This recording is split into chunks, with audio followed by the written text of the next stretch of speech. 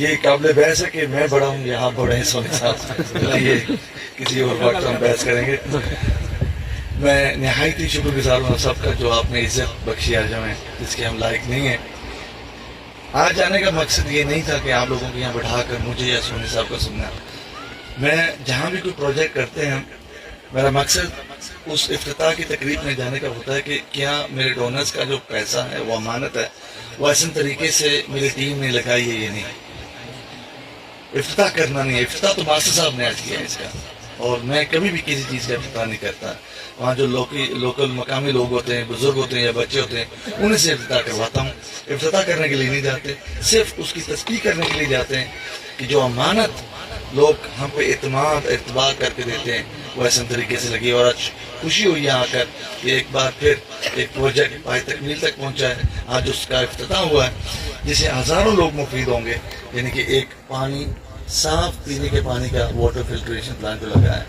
میں ہمارے جو ڈونرز ہیں جنہوں نے اس پلانٹ کو ڈونیٹ کیا، تحفہ دیا، میں ان کا شکر گزار ہوں کہ انہوں نے اعتماد کیا اور آج یہ پلانٹ لگ گیا ہے۔ سمانی میں صرف سمانی نہیں ہے، پورے آزاد کشمیر میں میرا گھر ہے، اور میں یہاں مہمان نہیں ہوں، میں بھی میزبان ہوں۔ آزاد کشمیر میں جہاں بھی جاتا ہوں میرا اپنا گھر ہے، آپ اپنے ہیں، تو میں آج یہاں بھی ایز اے میزبان ہوں، مہمان نہیں ہوں، تو اپنوں کے درمیان میں یہاں کھڑا ہوں، تو مجھے یا میرا استقبال کرنے کی ضرورت نہیں ہوتی، اچھا نہیں لگتا۔ عزت اور احترام انسان کے دل میں ہوتی ہے، کھڑے کرنے سے یا ہاروں کو گلے میں ڈالنے سے نہیں ہوتی۔ یہ میرا اپنا ایک طریقہ ہے، اور جس سے میں خدا خوف ہوں کہ ایسا نہ ہو کہ اتنی تعریف انسان کی کر دے کہ کہیں نہ کہیں تکبر غرور نہ آ جائے، ورنہ یہ سارا کام رد ہو جاتا ہے۔ تو خدا ہمیں عاجزی میں رکھے اور اس مرحلے پہ نہ گزرنے دے جس سے ہمیں ڈر اور خوف ہو۔ میں ان دو بچوں جنہوں نے آج تلاوت اور نعت رسول پڑھی، میں ان کا شکر گزار ہوں، بڑے اچھے انداز سے انہوں نے تلاوت بھی کی، اور بچے نے بہت خوبصورت نعت رسول پڑھی۔ اللہ تعالیٰ ان کو بھی اس کا اجر دے۔ جھوٹے وعدے کبھی کرتے نہیں ہیں، اور کیونکہ سونی صاحب میرے بھائی ہیں تو میں ان کو کبھی بھی سیاستدان میں اس نقطہ نظر سے نہیں دیکھتا۔ یہ ایک نفیس انسان ہے، اپنے پورے اس علاقے میں پورے زمانے میں لگے رہتے ہیں چھوٹا موٹا کام کرنے، میرے ساتھ بھی دوسروں لوگوں کے ساتھ بھی۔ ہر کام حکومت یا ریاست نہیں کر سکتی، یہ میں بھی جانتا ہوں اور آپ بھی جانتے ہیں۔ کوٹ ہمیشہ میں کہتا ہوں کہ یہ حکومت کے دست بازو ہے، اور جہاں کوئی گیپ ہو ہم وہاں پہنچ جاتے ہیں۔ ابھی جیسے بھی بھارت نے جو یہ بارباری کی ہے پورے لائن آف کنٹرول پہ، یہاں چھم سے لے کر اجیرا اور آگے نیلم تک، یہ واحد ادارہ ہے جس نے بروقت پہنچ کر ان متاثرین کو صرف راشن نہیں پہنچایا، دوائیاں نہیں پہنچائی، فرسٹ ایڈ کٹس بھی دیے، لیکن بروقت پہنچنا بہت ضروری ہوتا ہے الحمدللہ۔ اور یہ سہرا جاتا میری ٹیم کو، جس میں نصیر موجود صاحب اس میں شامل ہے، جو دن رات لگ کر ان چیزوں کو پیکنگ سے لے کر ان کو ڈسٹریبیوشن تک، لوگوں کو پہنچانے تک وہ کوشش لگتے ہیں کہ بر وقت ان کو پہنچنا بہت ضروری ہوتا ہے۔ تو میں اپنی ٹیم کو مبارکباد دیتا ہوں کہ اللہ تعالیٰ آپ سب کا یہ کیا اور دیا قبول فرمائے۔ اگین ایک بار پھر میں ان دونوں کا شکر گزار ہوں جو ہم پہ اعتماد کرتے ہیں۔ میں سمجھتا ہوں کہ سب سے بڑی چیز میری زندگی میں جو پائی ہے وہ لوگوں کا اعتماد ہے۔ اعتماد پانا بہت مشکل ہے، اس کو برقرار رکھنا اس سے بھی زیادہ مشکل ہوتا ہے۔ ہم سب جانتے ہیں کہ 2005 کے زلزلے کے بعد کیا ہوا تھا، لوگوں نے وہ ثابت کر دکھایا تھا، پہلی بار مجھے لگا تھا کہ ہم ایک قوم بنے، اور وہ جو اعتماد تھا ہم کھو بیٹھے تھے چند سالوں کے اندر، کیونکہ ہم نے امانتوں میں خیانتیں کی تھی، تو لوگوں کا اعتماد اٹھ گیا تھا۔ اب یہ جو حال ہی میں ہوا ہے، میں سمجھتا ہوں کہ ایک بار پھر مجھے لگ رہا ہے کہ دوسری بار ہم ایک قوم بنیں، جس طریقے سے ہم ایک قوم بن کر کھڑے رہیں دشمن کے آگے، یہ ایک بہت بڑی بات ہے۔ ہم اگر ایک ہی بن کر کھڑے رہیں گے، اس میں کوئی فرقہ بازی نہیں، کوئی مذہب پرستی نہیں ہے، کوئی برادریزم نہیں ہے، ہم انسان ہیں۔ انسانیت جو ہوتا ہے یہ سب سے بڑا مذہب ہوتا ہے، اس میں کوئی بیریئرز نہیں ہوتے۔ تو ہمیں ایک قوم بن کر اور ایک بن کر، یعنی کہ انسان بن کر ہمیشہ ایک دوسرے کا ساتھ دینا ہے۔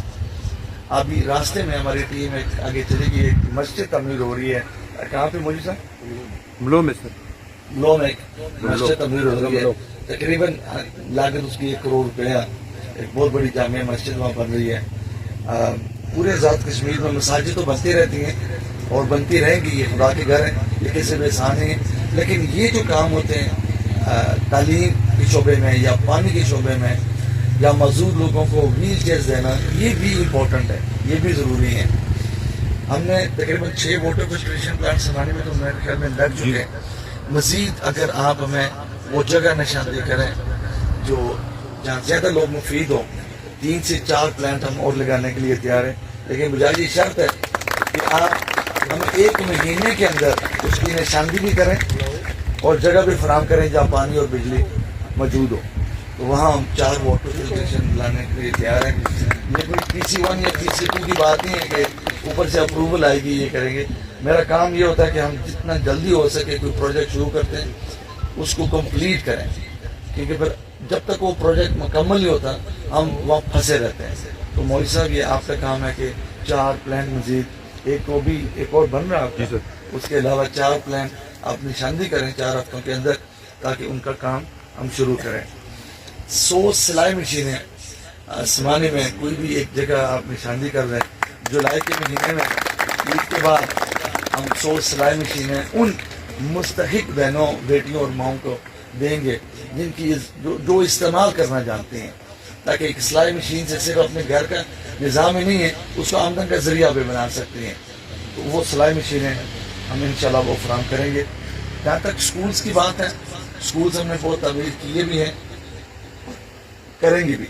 لیکن اس وقت جو میجر ہمارا فوکس ہے برن سینٹر صحت کا, برن سینٹر انشاءاللہ 3 ماہ میں وہ مکمل ہو جائے گا, بہت بڑا منصوبہ.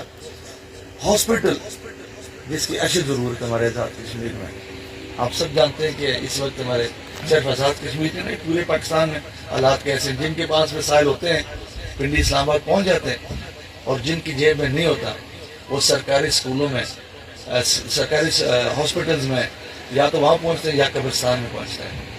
تو یہ جو ہاسپٹل بنے جا رہا ہے جوڑیاں میرپور میں داتلا کے قریب, یہ 10 ارب روپے کا منصوبہ ہے, بہت بڑا منصوبہ ہے, جس کی اگست میں اس کا کام شروع ہو رہا ہے, 8ویں مہینے میں اس کا کام شروع ہو رہا ہے, اور 3 سال کے قلیل عرصے کے اندر ہم نے اس کو مکمل بھی کرنا ہے. اور اس کے ساتھ ساتھ 10 ڈسٹرکٹ ہمارے آزاد کشمیر میں, ہر ڈسٹرکٹ میں ایک پرائمری کیئر کا یونٹ بنے گا, یعنی کہ جو طبی سہولیات ہیں وہی ان کو فراہم کی جائیں گی, اور جو میجر علاج ہے وہ ہاسپٹل میں دیا جائے گا. یہ جو غریب لوگ ہیں, یعنی کہ 80% میں آبادی کی بات کر رہا ہوں, جو میجورٹی اکثریت ہے 80% ہماری آبادی جس میں بات کر رہا ہوں, ان کے لیے یہاں فری علاج فراہم ہوگا اس ہاسپٹل میں. کوئی ان کو فیس یا دوائیوں کا چارج نہیں ہوگا.